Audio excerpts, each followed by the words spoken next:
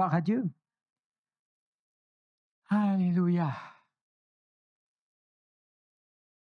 J'ai cette parole aujourd'hui. Vous allez voir qu'elle est intéressante parce que je me rends compte tout à l'heure en priant qu'elle convient parfaitement à l'ambiance d'aujourd'hui.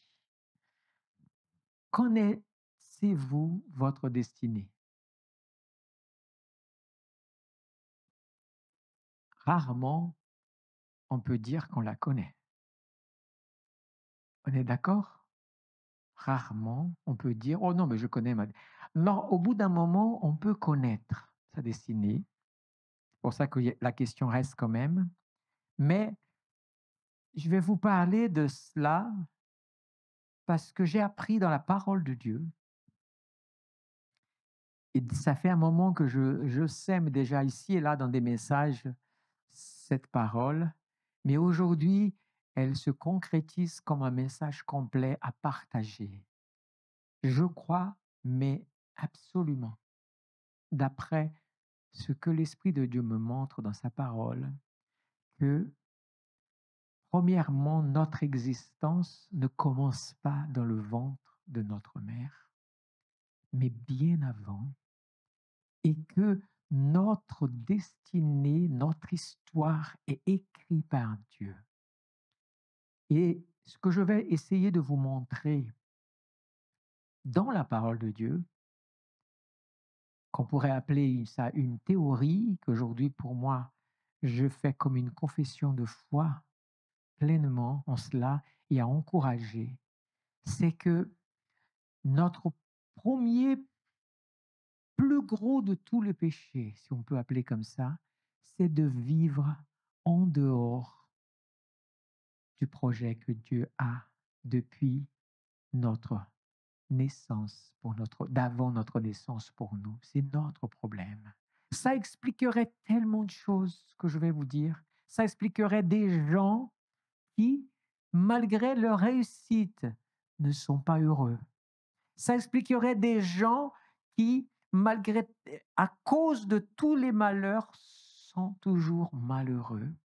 Ils, é- Quand c'est à cause des malheurs, on se justifie par les malheurs. Mais pour ceux qui n'ont pas les malheurs, qui ont que des réussites, et ils sont vides quand même. Quand vous voyez quelqu'un de très riche se suicider, c'est qu'il y a quelque chose qui ne va pas dans un monde de gens pauvres qui souffrent. Mais je peux vous assurer, c'est que il manque quelque chose. Alors, on a tous entendu des prédications de ce genre, qu'effectivement, il manque Christ dans notre vie, si Christ vient, tout ça. Et pourtant, je dirais que c'est encore plus, je dis pas au-dessus de Christ, vous allez comprendre au message. Mais ce que je veux dire, c'est sinon, il n'y aurait pas des chrétiens qui même sont remplis de foi en Dieu, et pourtant, parce qu'ils sont en dehors de la destinée que Dieu a écrite pour eux, ils ne sont pas alignés. Et là, je pourrais dire qu'au lieu de produire les 100%, parce que ce que Dieu désire, c'est que tu produises 100%, tu vas produire que 30, 70, et certains produisent 10, 5%, et c'est pour ça que tous chrétiens qui sont en ayant Jésus dans leur vie, mais pour différentes raisons personnelles, ils passent à côté. Mais ce message, j'espère qu'il va changer beaucoup de vies de toute personne qui entendra. Alors, je commence par lire le psaume 139, versets 13 à 16. C'est, il y a quelque temps de cela, en lisant ce message, j'ai toujours été interpellé par des phrases que je n'arrive pas à expliquer et que je n'ai vu personne expliquer non plus dans des commentaires bibliques. Alors, ce psaume, dans ce verset qui est le 13 au 16, il est dit: c'est toi qui as formé mes reins, qui m'as tenu caché dans le sein de ma mère. Ça, c'est facile à comprendre. Je te célèbre car je suis une créature merveilleuse. Tes œuvres sont des merveilles et mon âme le reconnaît bien. Mais regardez ce qui suit maintenant. Mon corps n'était pas caché devant toi lorsque j'ai été fait en secret, et regardez où il est marqué, tissé dans les profondeurs de la terre. Demandez aux gens de vous expliquer comment c'est possible que j'ai été tissé dans les profondeurs de la terre. On pourrait faire facilement, philosophiquement, on pourrait imaginer, mais la terre, c'est la mère de tous, donc elle représente la maman. Mais ce serait une réponse philosophique. Parce que sinon, qu'est-ce qu'il dit par la suite? Quand je n'étais qu'une masse informe, tes yeux me voyaient. Et sur ton livre, voilà où c'est fabuleux. Et sur ton livre, écoutez bien, tu n'étais pas encore dans le ventre de ta mère. Et même quand tu étais dans le fond, tu n'étais qu'une masse informe, tout début. Vous comprenez? Pourtant, Dieu dit, et dans ton livre, dit le psalmiste, et dans ton livre était tout inscrit. Les jours qui étaient fixés avant qu'aucun d'eux n'existe.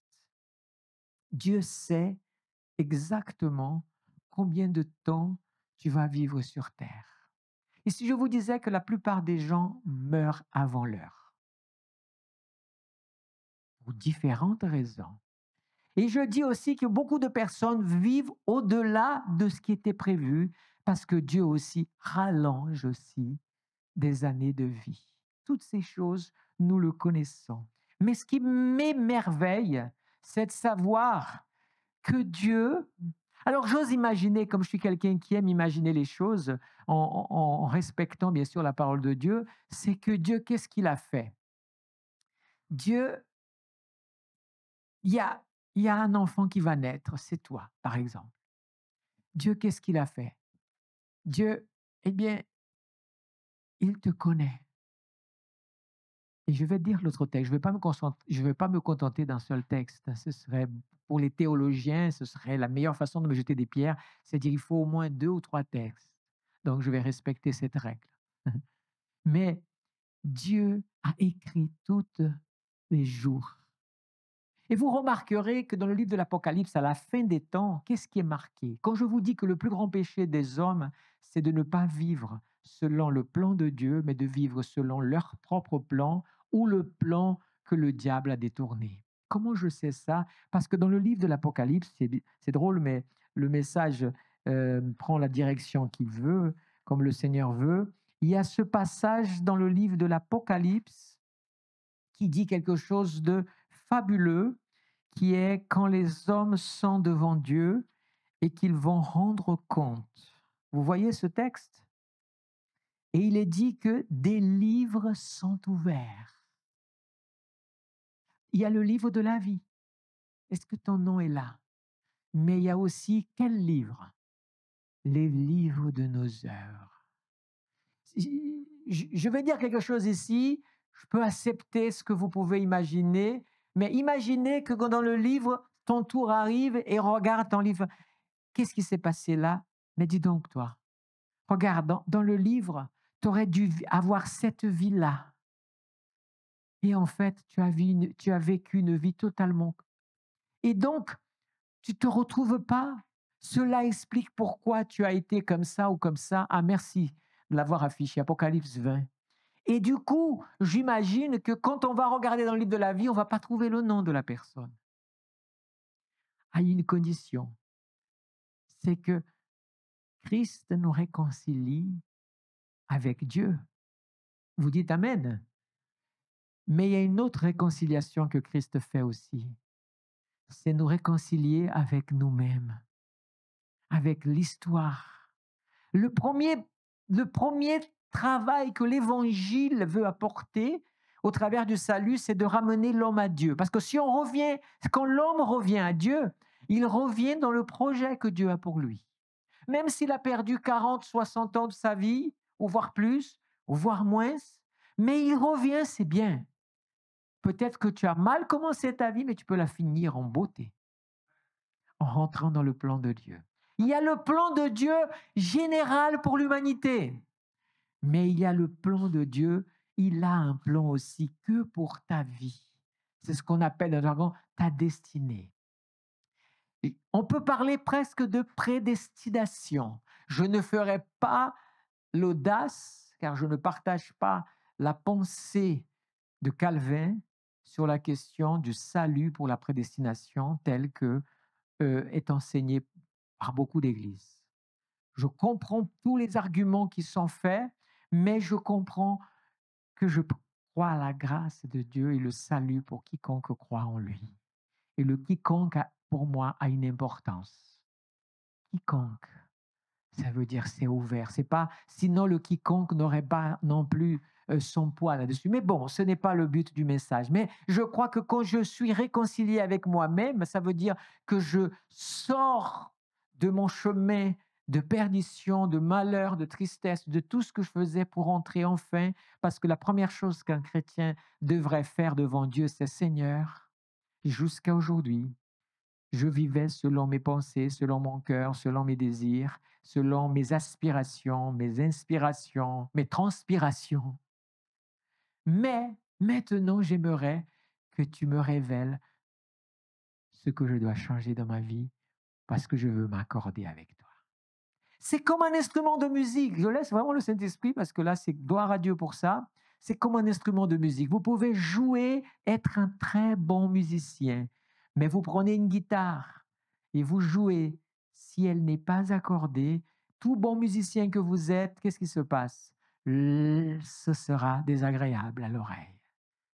C'est comme Dieu qui veut jouer de l'instrument de musique que tu es, mais il désire d'abord, quand tu viens à lui, te prendre. Et si vous me permettez, l'image, elle est assez belle. J'avais la guitare ici. C'est qu'est-ce qu'il fait? Il tord l'oreille. La guitare a plusieurs petites oreilles là, comme ça. Il lâche un peu ici, il serre un peu ici. C'est vrai ou pas? Les musiciens. Aujourd'hui, les musiciens, qu'est-ce qu'ils font? Avant, certains réglaient à l'époque d'oreilles. Parce que Dieu, il veut t'accorder, mais il veut entendre le son. Lui-même reconnaît et il arrête. Je sais que là, c'est bon. Aujourd'hui, les musiciens débutants, on va dire comme ça, ils ont besoin de cet appareil pour accorder en regardant. C'est pas grave, j'ai une solution pour vous. La parole de Dieu. Et cet instrument, ça vous sauve. Hein? Ça veut dire que quand il vous accorde, la parole de Dieu donne le reflet. Ah, là, tu es dans la bonne note. Donc, Dieu a tout prévu, même l'invention de ce qu'on appelle un accordeur ou je ne sais pas quoi, comment ça s'appelle, cet instrument qu'on se sert pour accorder. Dieu veut faire ça. Amen. Pourquoi Dieu est-il capable de cela? La meilleure façon, laissez-moi vous présenter très rapidement la carte de visite de Dieu. J'ai appelé comme ça. D'abord, première ligne de la carte de la visite. Il y en a plusieurs, mais j'en montrerai simplement deux ici. Ésaïe 45, 7 à 8 et 9 et 12 lui dit, ainsi parle, écoutez bien, ainsi parle Dieu l'Éternel qui a créé les cieux et qui déploie, qui étend la terre et ses productions, qui donne la respiration à ceux qui la peuplent et le souffle à ceux qui la parcourent. Je suis l'Éternel, c'est mon nom. Et je ne donnerai pas ma gloire à un autre, ni mon honneur aux statues. Voici les premiers événements se sont accomplis, et je vous annonce de nouveau avant qu'ils ne soient en germe. Vous vous rendez compte que parfois Dieu donne une parole que toi tu n'imagines même pas, mais elle n'a même pas encore. Vous savez ce que c'est être en germe? C'est quand la semence est mise à terre. On est d'accord? Quand elle est mise à terre, les premières minutes ou les premières heures, tout dépend des semences, elle n'est pas en germe, elle est juste là. Il lui faut un temps pour commencer à avoir une espèce de d'accouplage avec la terre. J'avais appelé comme ça, d'accouplement entre la semence et la terre pour que ça produise quelque chose. Eh bien, laissez-moi vous dire qu'avant que ce soit en germe, Dieu a déjà annoncé de nouvelles choses. Donc Dieu, c'est bien celui qui a, moi j'appelle ça la préscience et la omniscience de Dieu. J'ai voulu marier ces deux termes qui sont incroyablement beaux.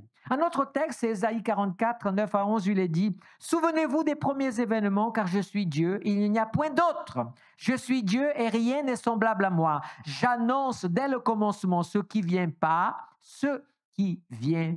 la suite, et longtemps d'avance ce qui n'est pas encore accompli. » Vous voyez?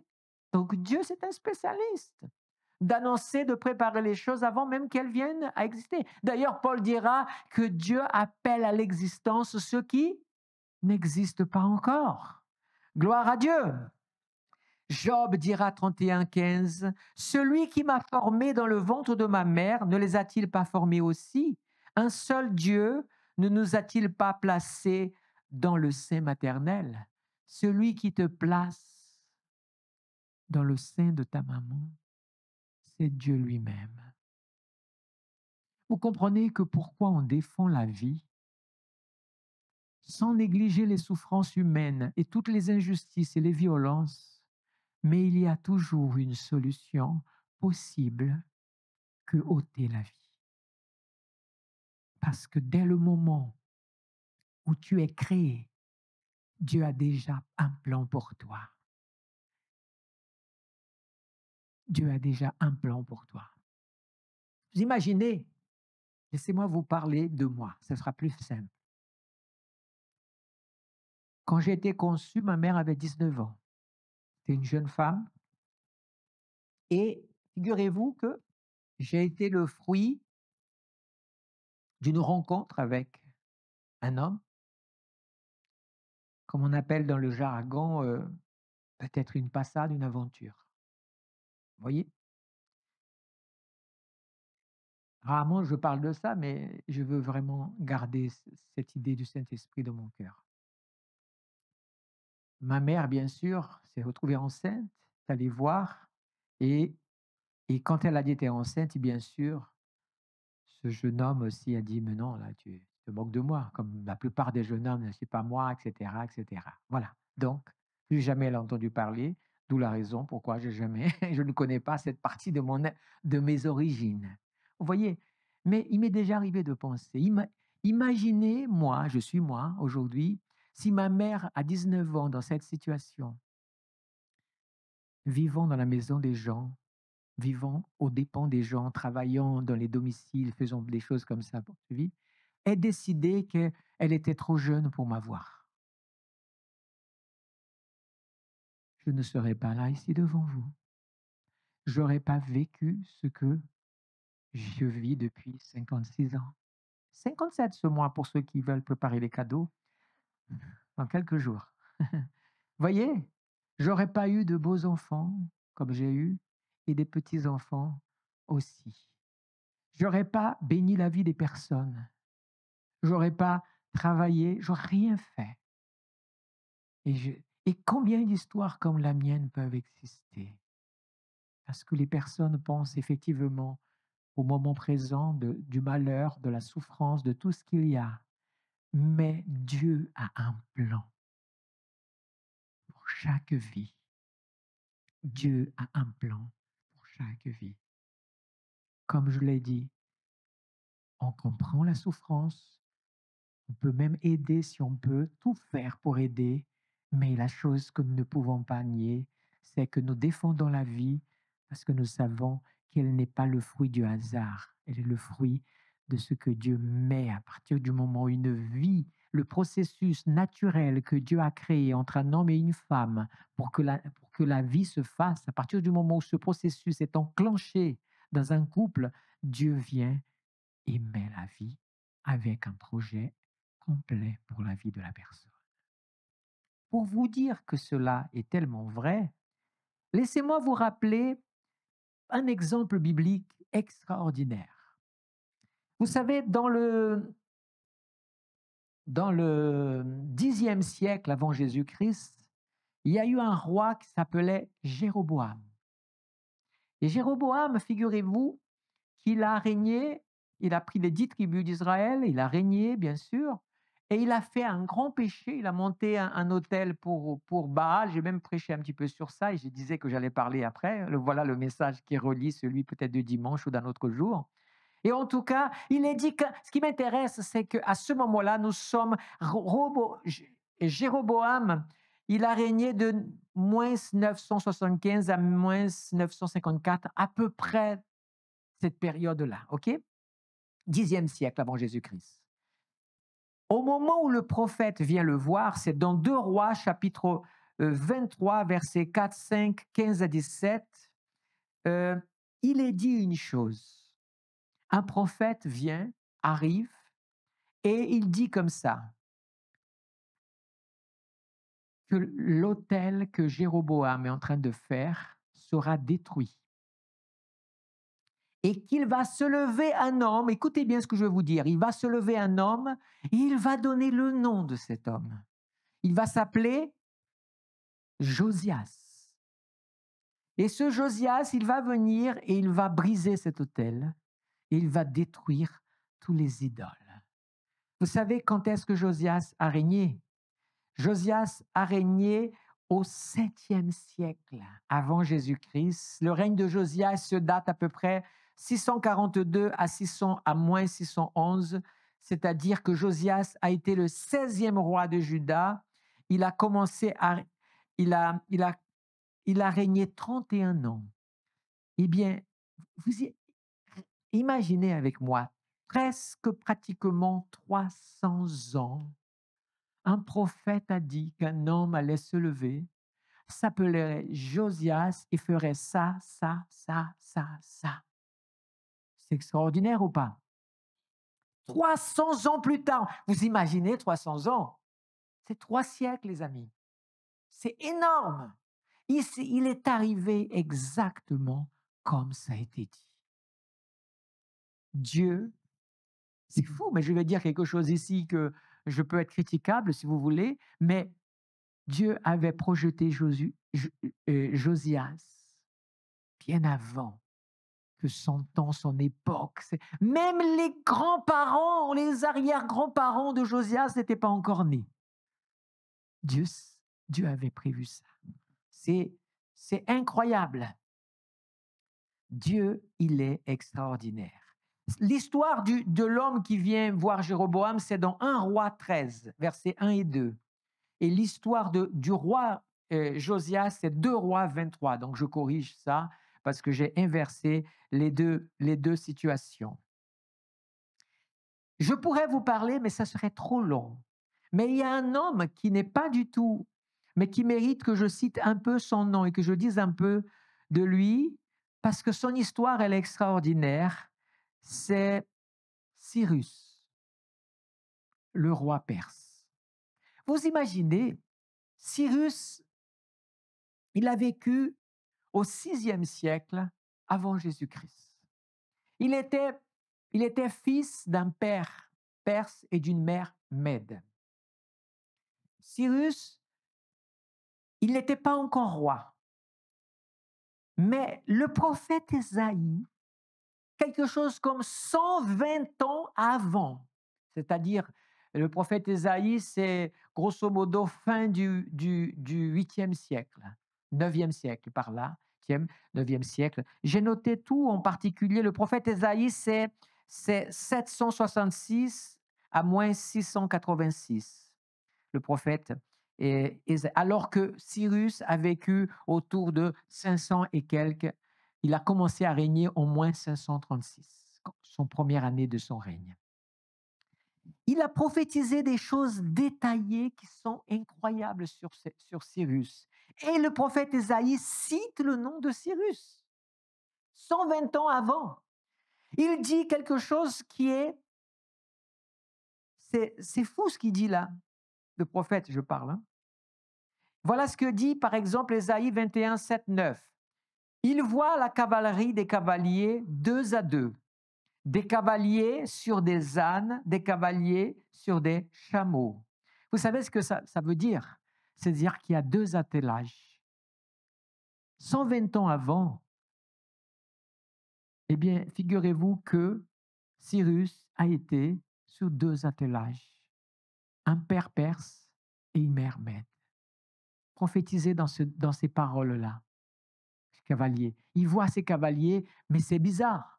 Monter certains sur des ânes, d'autres sur des chameaux. Ça fait 2 attelages. Eh bien, parce que Cyrus va devenir c'est Cyrus le Grand. Il s'agit ici de Cyrus II dans l'histoire.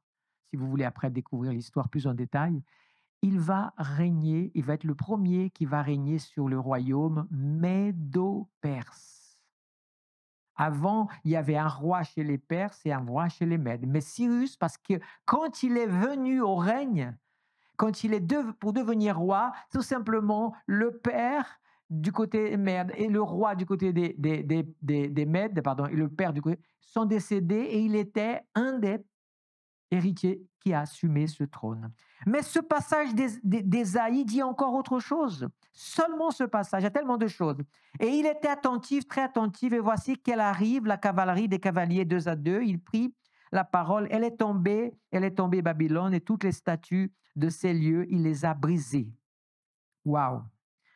Mais j'aime l'histoire, donc je peux vous raconter, je prends toujours un plaisir. Ésaïe 44, ça c'est Ésaïe 21. Ésaïe 44, voilà ce qu'il est dit. Il confirme la parole de son serviteur et il accomplit ce que prédisent les envoyés. Il dit de Jérusalem, écoutez bien, il dit de Jérusalem, elle sera habitée et des villes de Juda, elles seront rebâties et je rebâtirai leurs ruines. Donc une promesse d'avenir dite par Ésaïe. Mais ce qui est intéressant, c'est qu'il va dire ça. Je dis de l'eau profonde, dessèche-toi, je tarirai tes fleuves.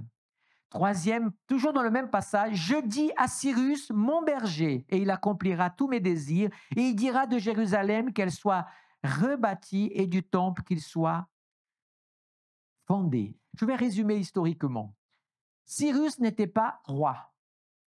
Il était simplement, on va dire, général, chef, héritier bien sûr de son père, perse.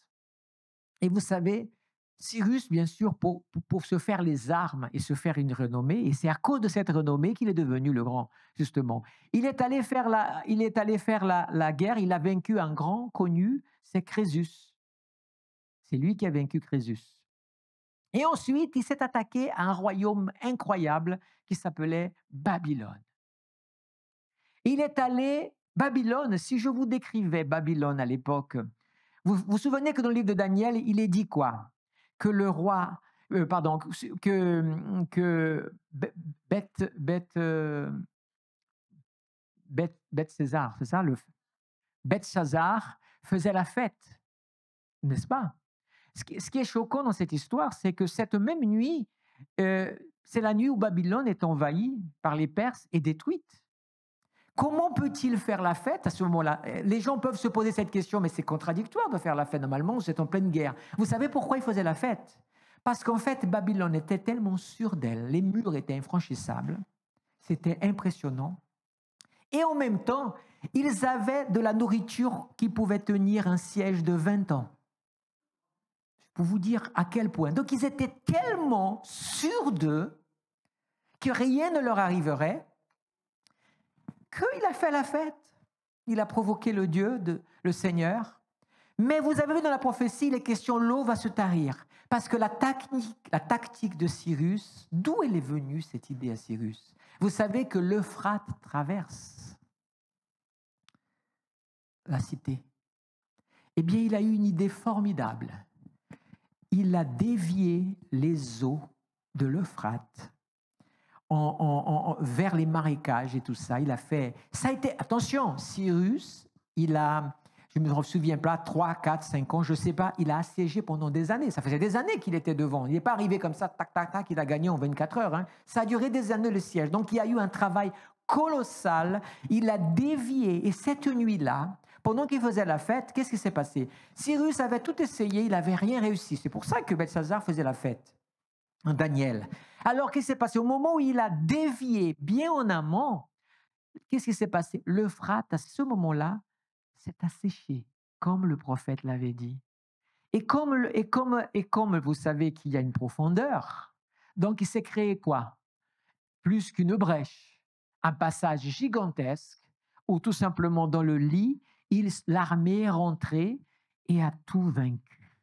Ce fut une victoire tellement belle, tellement extraordinaire, qu'il a propulsé au trône quelques années plus tard. Parce qu'il a été un héros de guerre, celui qui a vaincu Babylone la Grande. Alors, mes frères et sœurs, 120 ans avant, il est dit que cet homme allait renvoyer les Juifs dans leur terre et reconstruire. C'est ce qu'il a fait. Et vous savez, ce que je dis là n'est pas écrit simplement dans la Bible, mais c'est écrit aussi dans les annales. dans les annales pas simplement perses, mais aussi babyloniennes. Et il a connu quelqu'un, un certain Daniel, qui était là-bas aussi, qui avait arrivé. Donc, vous voyez, Dieu connaît 120 ans, Dieu avait décidé qu'un homme qui ne servait pas Dieu, pourtant il était perse, allait devenir, en naissant, devenir un instrument, il allait rentrer dans sa destinée. C'est pour ça qu'il est Cyrus le Grand, parce il a réalisé son destin. Certains disent, et si vous racontez, si vous lisez Flavius Joseph, vous entendrez parler de ça. Certains disent que quand il était jeune, Cyrus, il a connu aussi cet homme qui est sorti dans la première déportation, Zorobabel. Et entre Zorobabel et les Juifs, ils ont montré à Cyrus quand il était jeune, et Cyrus a été, paraît-il, scotché de voir que son nom était dans les écrits des Juifs, que le Dieu des Juifs allait dire, a dit qu'il ferait ça et ça et ça et ça. Il paraît que ça a tourné son cœur vers Dieu, c'est pour ça. Et quand il est devenu la première année de son règne, il est dit, vous imaginez, la première année de son règne, c'était de coutume dans les peuples que le roi fasse un geste très fort vers les nations qui étaient soumises, surtout si elles avaient collaboré en plus avec l'armée, alors encore plus. Et la première année, qu'est-ce qu'il a fait? Il a écrit une lettre, un décret autorisant le retour, autorisant la reconstruction de Jérusalem, du temple, et en prenant l'argent de ses fonds. Parce que le prophète Ésaïe va dire, vous allez retourner sans aucune rançon. Parce que beaucoup de peuples, parfois, devaient payer une rançon pour leur liberté. Mais eux, non, parce que ça a été prophétisé. Amen. Laissez-moi vous rappeler très rapidement quelques hommes que Dieu aussi a établi une destinée. Prenons le cas de Moïse. Je ne vais pas vous raconter l'histoire de chacun parce que je pense que l'idée, vous avez compris un petit peu. Moïse, il est dit quoi? Maintenant, vas-y et je t'enverrai vers le Pharaon. Écoutez cette phrase que vraiment cet esprit a mis dans mon cœur. Et tu feras sortir d'Égypte mon peuple, les Israélites. Quelle était la mission de Moïse? Libérer le peuple pour sortir d'Égypte. Il n'est pas dit qu'il allait le faire rentrer dans la terre promise. C'est intéressant ça, non? Ça ne faisait pas partie. Même si les aléas de la vie, parfois, on sait, mais dans sa lettre de destin, c'était c'est toi qui vas sortir. Alors, quand le diable sait que quelqu'un a un destin en Dieu, qu'est-ce que le diable fait? Il essaie de le détruire. Quand le diable s'acharne sur toi, quand il veut détruire ta vie, quand tu vis tellement de choses et que tu t'accroches au Seigneur, c'est que tu es dangereux pour le diable. C'est qu'il connaît dans le monde spirituel les dégâts que tu peux faire. Et il savait pour Moïse, c'est pour ça que tout de suite, on a voulu tuer les enfants, les bébés nés. La même chose pour Jésus. Hein. Vous voyez, Moïse. Vous vous souvenez de Siméon? Siméon dans Luc 2. Or, il y avait à Jérusalem un homme appelé Siméon. Cet homme était juste et pieux. Il attendait la consolation d'Israël. Écoutez ça. Et l'Esprit Saint était sur lui. Le Saint-Esprit lui avait révélé qu'il ne mourrait pas avant d'avoir vu le Messie du Seigneur.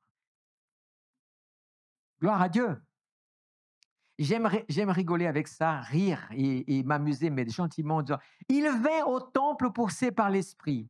Je me rappelle, non, qu'est-ce que je raconte là?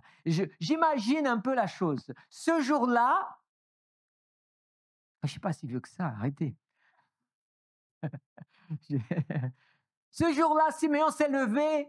Oh, j'ai mal aujourd'hui, je ne crois pas que je vais aller au temple. J'ai trop mal, Seigneur, je ne pourrais pas y aller. Et à ce moment-là, cet esprit dit, surtout pas. C'est aujourd'hui que tu vas aller au temple. Chrétien, permettez-moi de te dire ça. Quand tu as un jour où tout fait pour que tu ne viennes pas à la maison du Seigneur, traîne la patte, mais viens quand même. Parfois, Dieu a une sacrée surprise pour ta vie. Tu dis Amen. Ce jour-là, je dis comme ça, ce jour-là, poussé par l'Esprit. Normalement, il n'avait pas besoin d'être poussé par l'Esprit. C'est pour ça que je raconte cette histoire. Normalement, il venait, mais vous savez, il était déjà à la retraite, Siméon. Il était déjà âgé, mais il avait cette promesse. Vous vous rendez compte, il avait la promesse qu'il ne mourrait pas avant d'avoir accompli. Laissez-moi vous dire que quand tu es dans le projet de Dieu, tu ne mourras pas. J'ai lu une histoire incroyable sur Benny Hinn il y a quelque temps déjà de cela. Vous savez, il est tombé d'un avion. Un avion est tombé avec Benny Hinn à l'intérieur. Vous savez, c'est un peu de ces petits avions-là. Je vous assure, j'ai lu ça, j'ai été scotché par cette histoire. Et il raconte qu'il était dans cet avion, il devait être, je ne sais pas, un petit avion, 6, 8 personnes peut-être, vous voyez. Et il y avait une tempête et tout ça, et l'avion s'est fracassé. Mais vous savez, dans le sens atterrissage forcé et compagnie, dans la campagne et tout, Benny Hinn s'est retrouvé, quand l'avion s'est arrêté, je me souviens plus s'il a été à ce moment-là éjecté ou pas, mais en tout cas, il s'est levé, il n'avait rien du tout. Mais dans l'avion, Dieu lui avait parlé. Parce qu'il allait faire un voyage particulier, il avait une mission, et Dieu lui avait déjà dit, sois tranquille. Mais il ne pensait pas qu'il allait être dans un avion qui allait s'écraser. C'est quand même. Il raconte en détail, hein, il a dit que quand la première chose qu'il a fait, il a couru vers les gens qui étaient dans l'avion. Ils étaient tous vivants, mais il y en avait un que l'œil était dehors comme ça, il a dû remettre l'œil dans l'orbite. Et pour vous dire que les gens étaient tous fracassés. Mais vraiment, ça a été vite les pompiers, tout ce que vous voulez, sont arrivés. Aucun n'en est mort. Mais ils avaient tous été, comme vous pouvez imaginer, dans un état terrible. Mais lui, rien.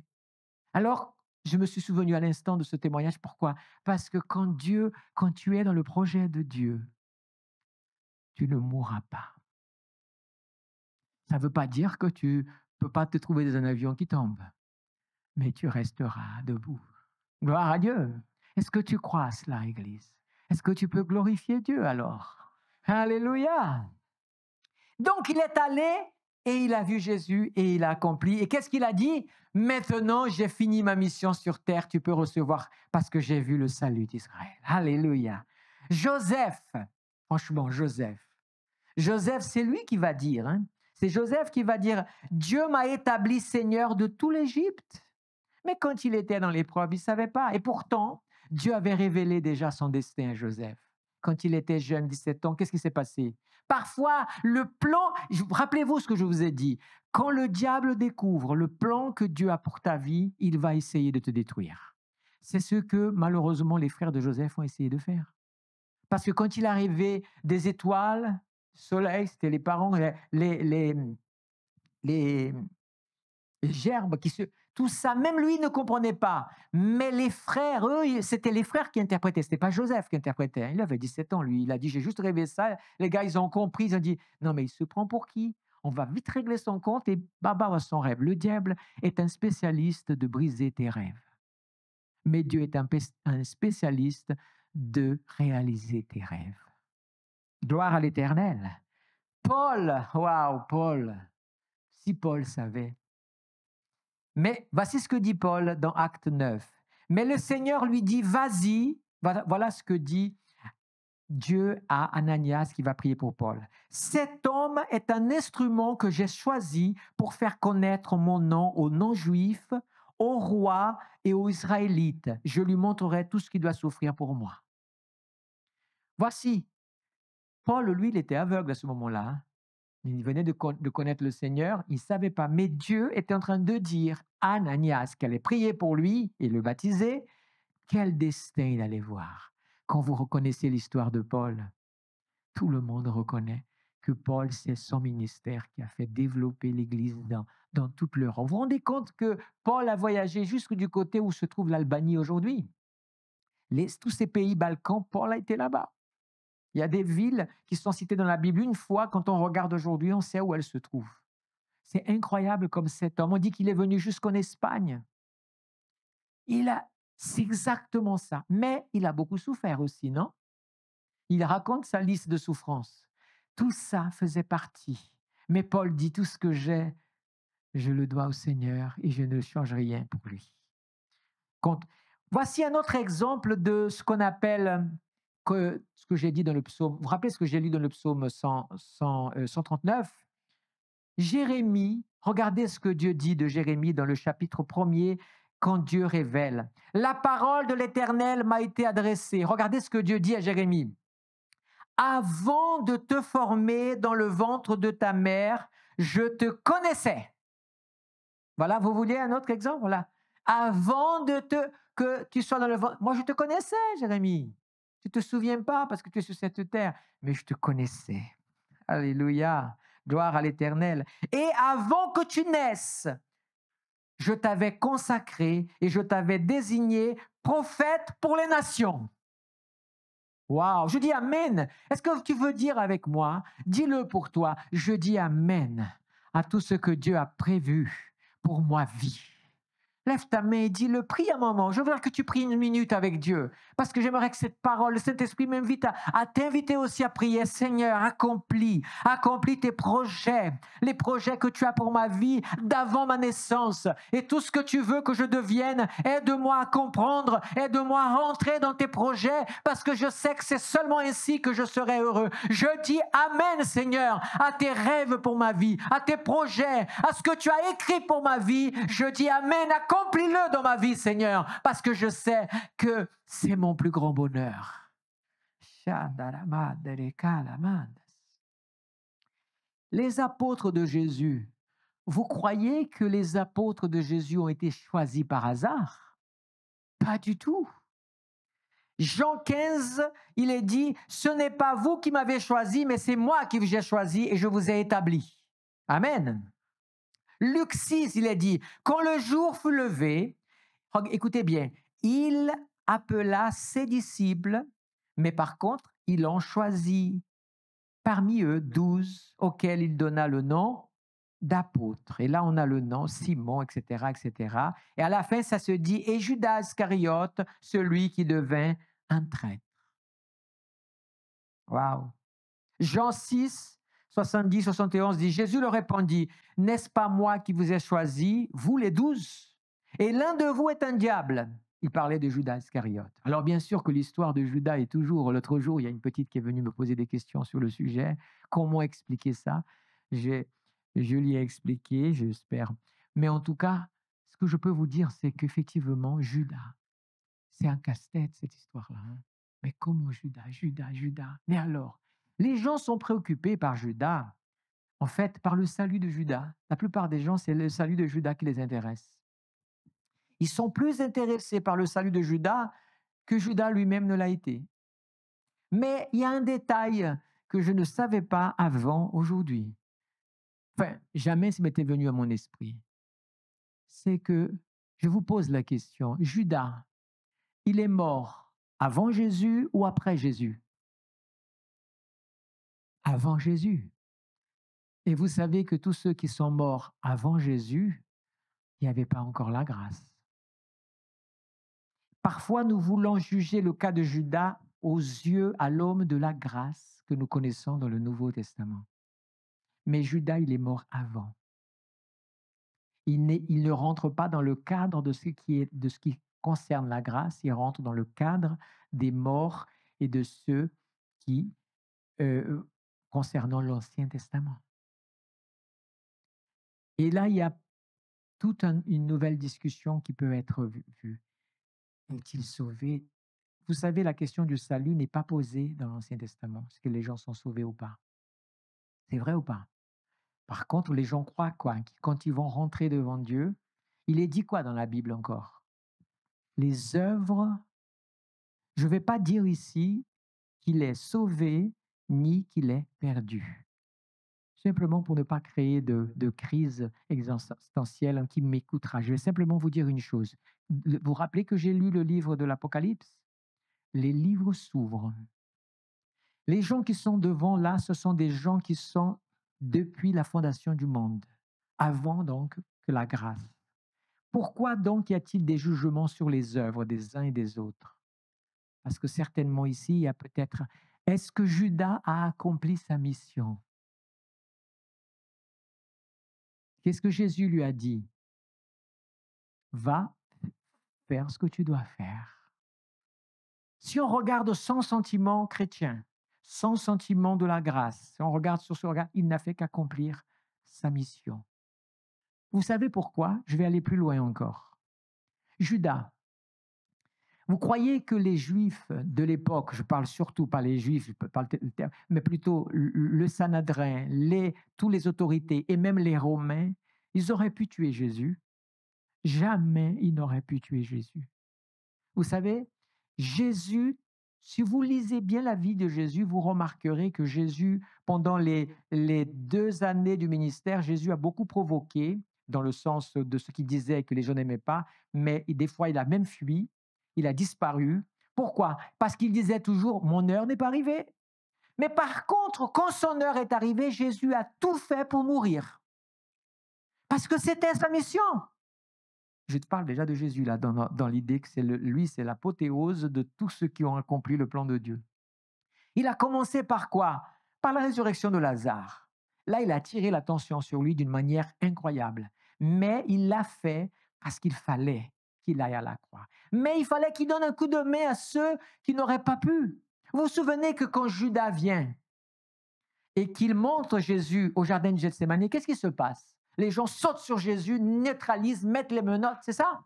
Pas du tout. Au moment où ils tombent tous par terre. Ils n'ont pas la possibilité d'arrêter de tuer Jésus. Personne n'aurait pu faire tel qu'il est. Mais c'est Jésus qui s'est donné. N'oubliez jamais ça. Jésus n'a pas été amené parce qu'il avait été un criminel, il a été arrêté, il n'a pas pu faire, il n'a pas y échapper, on l'a piégé avec... Non, non, non, Jésus a tout accepté parce que c'était un don de la vie pour sauver l'humanité. Et même Judas, il fallait que quelqu'un puisse... Est-ce qu'ils savaient, comment ils auraient su que Jésus était au Gethsémani à cette heure-là et à cet endroit-là? Parce qu'il fallait qu'un Judas l'amène là. Il fallait que quelqu'un, il avait une mission, Judas.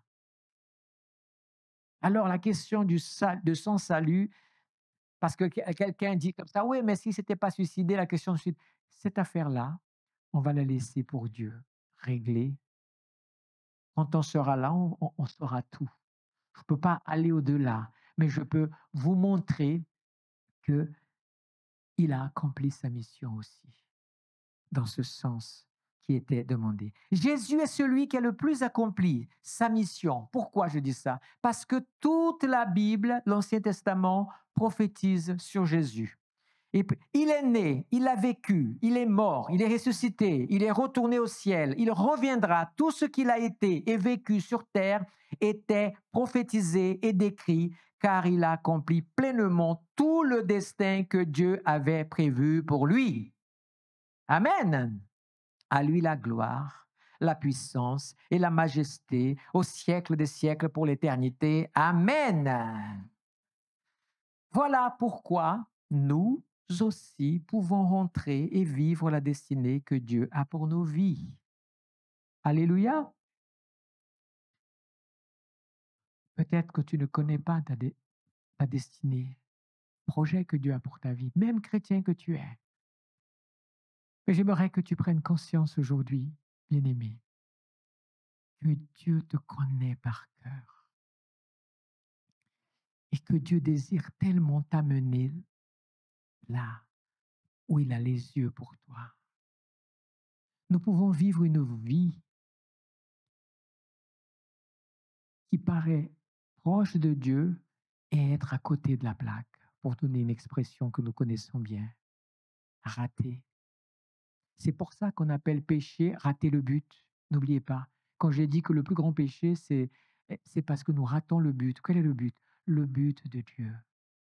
Alors, j'ai ici une parole pour vous, et c'est mon dernier texte ce soir que j'aimerais vous le partager.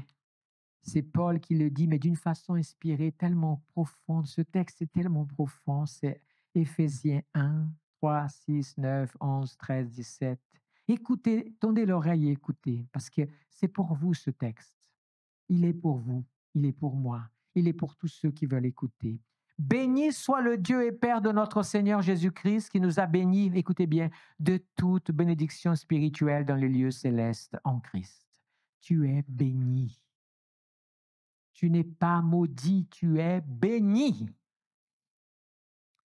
Écoutez bien, en lui, il s'agit de qui celui-là? C'est Jésus. En lui, Dieu nous a choisis, écoutez bien, troisième texte qui parle de... hein, avant la création du monde. Vous vous rendez compte? Troisième texte, troisième passage, que Dieu nous connaît déjà.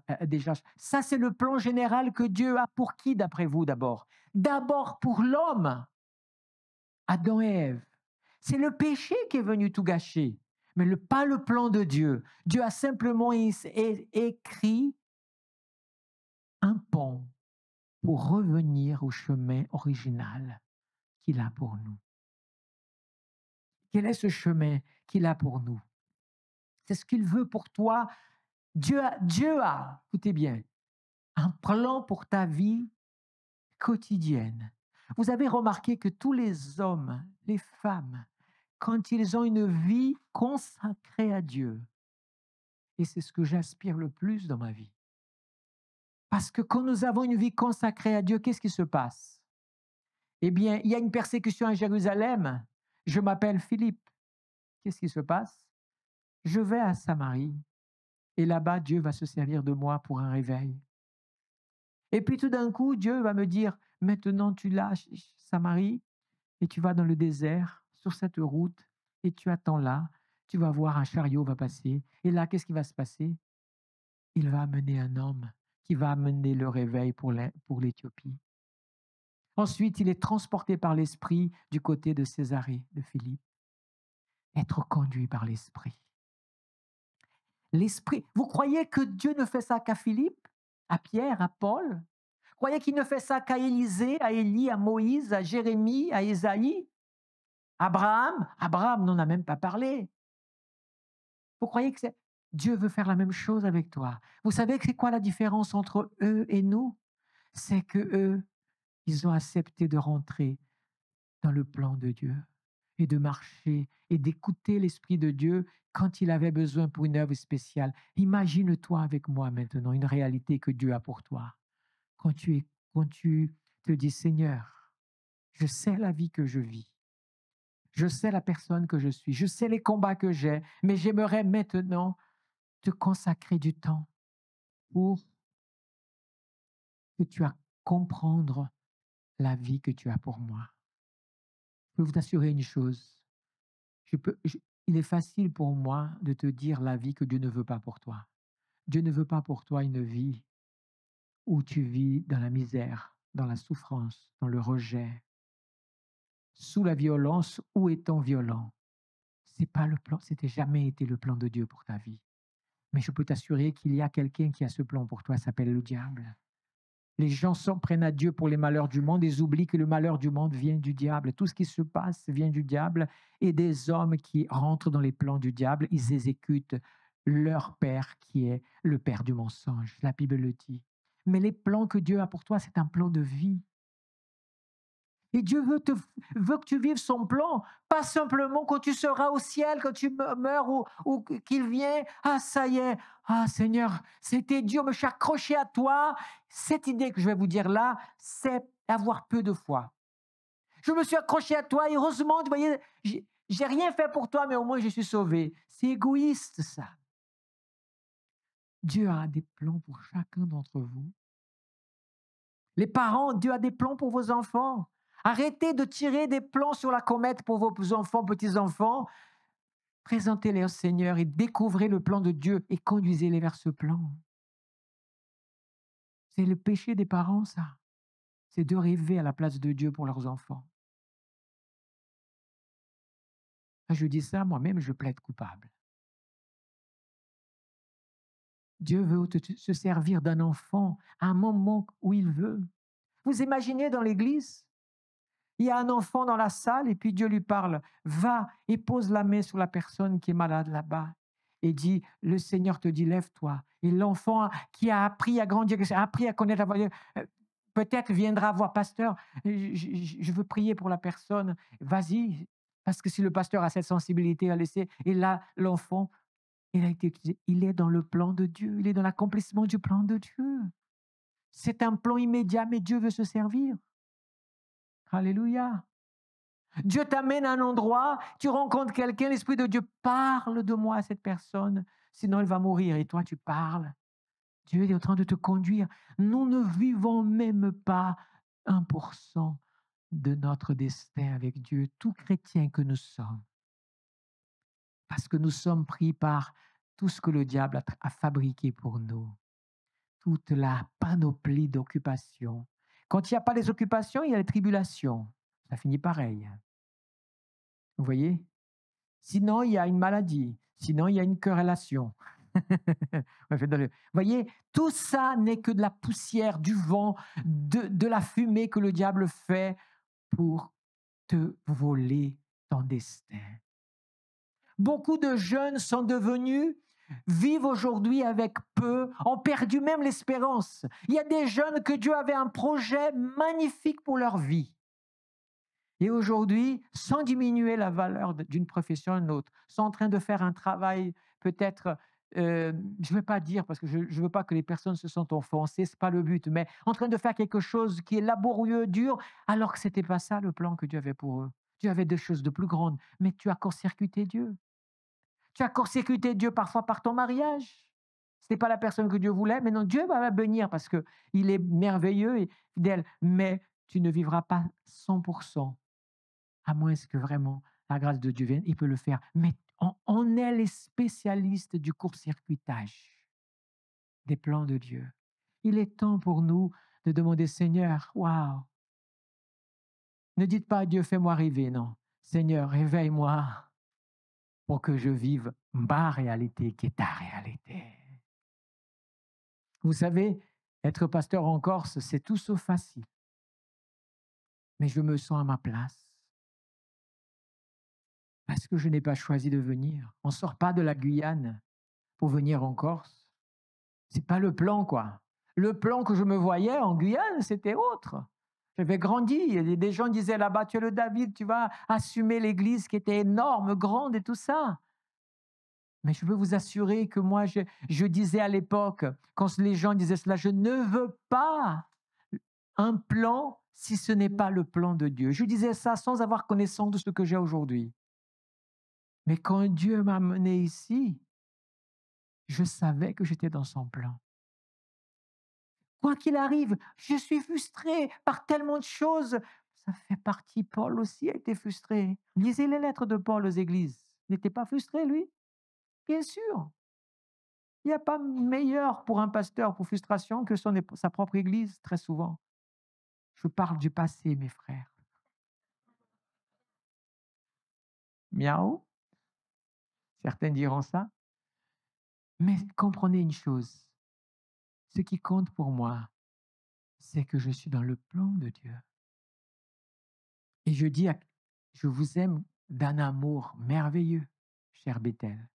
Mais sachez-le, si Dieu me téléphone et me dit, ça y est, le plan c'est un autre, tout amour que j'ai pour vous, désolé, mais je veux rester dans son plan. Et j'irai là où il voudra, comme il voudra, parce que je sais que c'est comme ça que je serai. Quelle que soit l'épreuve, les gens rêvent que parce qu'ils sont dans le plan de Dieu, il n'y aura pas de tribulation. Au contraire, plus tu es dans le plan de Dieu, plus tu as besoin de la grâce de Dieu, parce que plus grands sont tes adversaires pour te sortir de tes plans. Alors, jeune fille, vous deux là, et toi aussi, tout ce qui se passe dans vos vies parfois là, méfiez-vous, il y a un démon derrière pour voler votre avenir. Transformez vos personnalités, transformez vos rêves par des choses éphémères. Le diable sait comment il peut vous manipuler. Ne tombez pas dans le panneau. Dieu a des rêves pour vous, beaucoup plus grands que vous-même ne pouvez imaginer. C'est valable pour vous aussi. Amen. J'ai fini avec cette lecture. C'est quand je suis dans le... En lui, nous avons choisi avant la création du monde, etc. Soyons saints sans défaut devant lui. Dans son amour, il nous a prédestinés à être ses enfants adoptifs par Jésus-Christ. C'est ce qu'il a voulu dans sa bienveillance pour que nous célébrions la gloire de sa grâce dont il nous a comblés dans le bien-aimé. Waouh! Laissez-moi une bonne nouvelle pour vous. Dieu peut vous faire connaître votre destin. Il est dit, il nous a fait connaître le mystère de sa volonté. Veux-tu connaître ton mystère? la volonté, passe du temps, cherche Dieu et tu vas connaître. Alléluia, je bénis le Seigneur pour cette parole, Seigneur. Alléluia. Conforme au projet bienveillant qu'il avait fondé en Christ, et nous avons, etc. Et nous avons été désignés comme héritiers, ayant été prédestinés suivant le plan de celui qui met tout en œuvre conformément aux décisions de sa volonté. Quand tu rentres dans le plan de Dieu, vous savez ce que Dieu fait? Il met tout en œuvre pour que ça se réalise. Des fois, tu te dis, mais moi, je n'ai pas la capacité, je ne pense pas que je pourrais faire une chose pareille. Dieu n'attend pas que tu aies des capacités. C'est lui qui te rend capable. Dieu, je sais qu'il fait une chose. C'est, est-ce que tu acceptes d'être dans mon chemin et dans mon plan pour ta vie? Oui, Seigneur. Si tu acceptes cette mission, tu as 6 secondes pour dire oui ou non à Dieu. Tan, tan, tan. Mais tu dis oui à Dieu. Dieu commence à bouger le scénario. J'ai déjà prêché sur ça. Dieu est un Dieu scénariste. Il écrit des histoires. Il met ton nom dans la bouche d'un patron qui t'appelle pour travailler là où tu ne pensais pas. Il change les choses. Tu étais derrière, tu passes devant. Mon pasteur un jour a dit ils devaient aller partir dans une mission et ils sont arrivés en retard et on lui a dit, monsieur, vous êtes en retard, vous êtes à la queue de la file d'attente pour embarquer. Et il y avait une file d'attente énorme et il était le dernier, non, il y avait comme 15 personnes étaient derniers, jamais il aurait pris l'avion. Et il a dit, Seigneur, si c'est dans ton plan que je prenne l'avion, je prendrai cet avion, à toi de jouer. Et à un moment donné, on appelait tous les gens qui devaient, et puis il y avait 5 places de libres. Et lui, il était 15e. Et là, vous savez ce que le pilote a fait? Celui qui est arrivé, c'était vol régional ou quelque chose comme ça. Il a dit, il est arrivé, ça se passait du côté de Guatemala, je ne sais pas où, mais où il a été missionnaire, je crois. Et en tout cas, il est arrivé. Le pilote, vous savez, des pilotes un peu fous comme ça, il a pris la liste, il a dit comme ça, vous savez, aujourd'hui, je suis d'une bonne humeur, je vais prendre à l'envers, je vais commencer par les derniers, parce que les derniers seront les premiers. Et il a été le premier à rentrer dans l'avion. Alléluia! Est-ce que tu penses que Dieu peut faire ça pour toi? Tu n'as pas besoin de faire le beau pour Dieu. Tu as juste besoin d'être dans son plan, dans le destin qu'il a écrit pour toi. Lève-toi si tu veux cela. Je veux prier, terminer par la prière. Alléluia. J'espère ce soir vous avoir amené à revoir votre copie de vie et à désirer Dieu par-dessus tout. Tu aimeras le Seigneur ton Dieu de tout ton cœur, de toutes tes forces, de toute ton âme. Je ne l'ai pas dit dans le bon ordre, mais tu aimeras le Seigneur ton Dieu. Retiens cela. Seigneur, nous voici devant toi. Je sais que tu as des plans pour notre vie et ce sont des plans de paix. Ce sont des plans merveilleux. Seigneur, commence, je t'en prie, à révéler à tes enfants ce que tu désires pour leur vie. Que chacun puisse te remettre sa vie. Remets ta vie à Dieu. Dis au Seigneur, Seigneur, pardonne-moi mes péchés. Je n'ai pas commis tel péché, mais j'ai commis le péché de ne pas m'intéresser à marcher dans ce que toi tu as prévu pour moi. Et je me suis trompé parce que, en fait, c'est là que se trouve mon bonheur. C'est là où se trouve mon identité. C'est être dans le chemin que tu as pour moi, que tu es arrivé avant que je sois né, que je sois conçu. Je crois que tu as déjà écrit ce que tu rêves pour moi. Et j'aimerais maintenant, Seigneur, quel que soit mon âge, j'aimerais accomplir, si je suis âgé, j'aimerais accomplir mes derniers jours de ma vie, mes dernières années de ma vie, dans le plan que tu as pour moi, pour être le plus heureux des hommes et des femmes. Et si tu es jeune, Seigneur, je suis jeune, je veux profiter le maximum de ma vie. Et je sais que le maximum ne vient pas de mes projets, de mon cœur, de mes ambitions, mais il vient de ton cœur. Et j'aimerais vivre pour toi. marcher avec toi. Pardonne-moi mes erreurs, Seigneur. Il y a des choses que je ne peux plus changer dans mon destin parce que je suis marié ou parce que je suis divorcé ou parce que je ne sais pas quelle autre chose dans ta vie. J'ai déjà des enfants ou autre chose. Mais Seigneur, je veux maintenant que tu me pardonnes et à partir d'aujourd'hui, je fais une alliance avec toi, celle de chercher ta vérité. Toi, tu vas bénir ma vie, Seigneur. Et tu vas rendre, Seigneur, mon chemin tortueux, il va devenir un chemin droit. Un chemin d'erreur et de malheur, tu vas le transformer. Il deviendra un chemin de bonheur et un chemin de grâce. Tu vas transformer mes erreurs. Maintenant que je me soumets à toi et que je comprends cela, tu vas le transformer en quelque chose de merveilleux. Tu vas changer le sort de ma vie et tu vas faire des choses dans ma maison, dans ma famille, dans ma femme, mon mari, mes enfants, parce que je veux d'abord rentrer, moi, à connaître ta volonté. Je prophétise ça sur ta vie, Église. Je prophétise ça sur ta vie qui est sur YouTube. Je prophétise ça sur ta vie au nom de Jésus. Reçois maintenant. Commence à recevoir, à désirer dans ton cœur. Simplement, me voici, Seigneur. Que ta volonté soit faite. C'est la prière de Jésus qui nous a enseigné à la fin du Notre Père. Que ta volonté soit faite sur la terre comme au ciel. Dis-le, que ta volonté soit faite sur ma vie, comme tu l'as écrit au ciel, comme tu l'as écrit au ciel. Accomplis, Seigneur, dans ma vie. Je veux faire ta volonté, ô Père. Jésus a dit, je viens dans le livre, il est écrit à mon sujet et je viens pour faire ta volonté, ô Père. Mais je termine avec cette phrase de Jésus. Soyez bénis en Jésus-Christ. Soyez fortifiés par cette parole. Soyez fortifiés par l'idée de la nouvelle vie que vous allez commencer bientôt, à mesure que vous laisserez Dieu agir en vous. Que Dieu vous bénisse. Que Dieu vous bénisse. Que Dieu vous bénisse. Que Dieu vous bénisse. Que Dieu vous conduise, que Dieu vous garde, que Dieu vous donne une bonne nuit, que Dieu vous délivre de toutes les œuvres du diable, que Dieu bénisse votre vie, que Dieu bénisse votre travail, que Dieu bénisse votre avenir, que Dieu bénisse votre couple, que Dieu bénisse votre famille, que Dieu bénisse votre santé, que Dieu bénisse votre vie en Christ aussi, que Dieu vous bénisse avec toutes les bénédictions spirituelles qui sont en Jésus-Christ dans les lieux célestes. Amen, Seigneur. Amen. Soyez bénis. Alléluia.